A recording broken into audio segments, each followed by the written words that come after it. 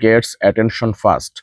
But let's step back and talk about what's actually going on here. First, when you see two big names like Murdoch and Trump is one headline, it's usually about influence.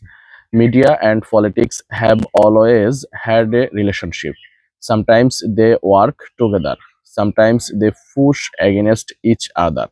A warning in headlines often means there's tension over coverage, messaging, or direction.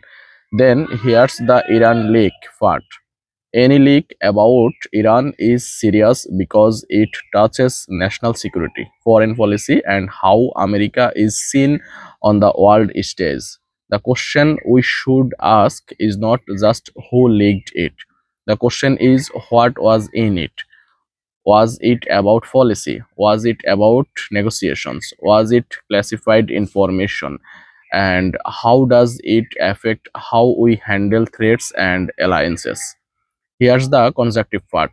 In times like this, we need less drama and more facts. Because foreign policy is not about personalities, it's about decisions that affect troops, trade, and security. If there was a leak, there should be an investigation. If there was a disagreement between a media owner and a political leader, that's politics. But the country needs to stay focused on the actual issue. What is our strategy with Iran, and is it keeping Americans safe?